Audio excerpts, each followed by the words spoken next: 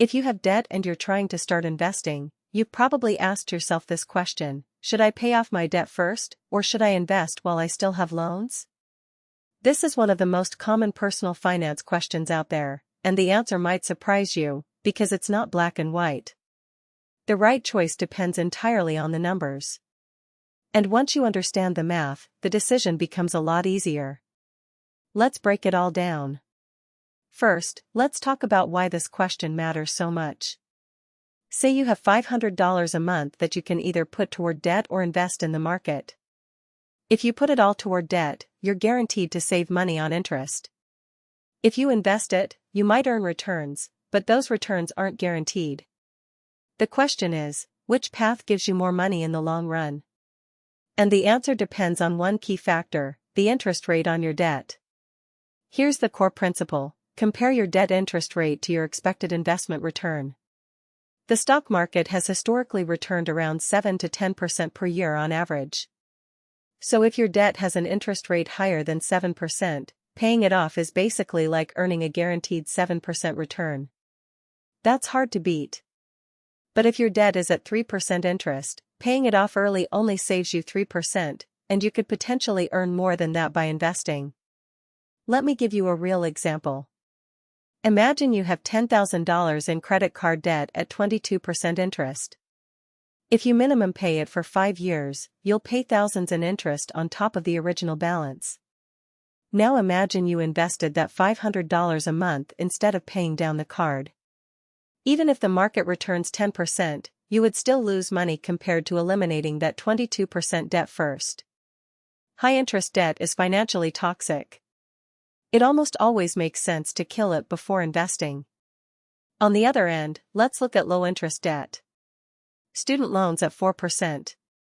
A mortgage at 3.5%. Car loans around 3%. These are different. Historically, the market beats 3 to 4% interest rates over long time horizons. So mathematically, you might come out ahead investing while making minimum payments on low-interest debt. Of course, there's a psychological side too. Some people hate carrying debt, and peace of mind has real value. But from a pure numbers standpoint, low-interest debt doesn't need to be rushed. What about the middle zone, debt around 5 to 7%? This is where it gets genuinely ambiguous. There's no universally right answer here. Some people split their extra cash, put half toward debt, half toward investing. Others pick one and focus. Either approach is reasonable. If you're risk-averse or you sleep better knowing debt is being paid down, prioritize debt. If you're comfortable with market risk and you have a long investment horizon, you might split it or lean toward investing.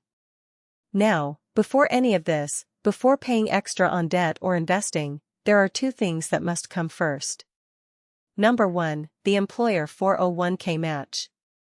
If your employer matches your 401k contributions up to a certain percentage, always contribute at least enough to get the full match.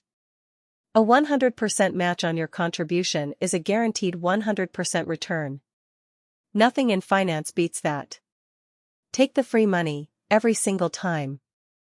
Number 2, a basic emergency fund. You need at least $1,000, ideally 1 to 3 months of expenses, sitting in a savings account before you aggressively attack debt or invest extra. Why? Because if you don't have a cushion and something goes wrong, you'll be forced to go deeper into debt just to cover an emergency. The emergency fund breaks that cycle. It's the foundation. So here's the framework that works for most people. Step 1. Contribute enough to your 401k to get the full employer match. Step 2. Build a $1,000 emergency fund. Step 3. Pay off all high-interest debt, anything above 7%, as aggressively as possible. Step 4. Grow your emergency fund to 3 to 6 months of expenses. Step 5. Invest and pay down low-interest debt simultaneously. This order isn't perfect for everyone, but it gives most people the best mathematical outcome. One more thing before we wrap up. Don't let this decision paralyze you. A lot of people spend months stuck in analysis mode, doing nothing, while their high-interest debt compounds and they miss years of investment growth. The most important thing is to start. If you follow the framework I just gave you, even roughly, you'll be miles ahead of where you were. The math matters, but taking action matters even more. Thanks for watching, and if this helped, the next video on how to build an emergency fund the right way is up next.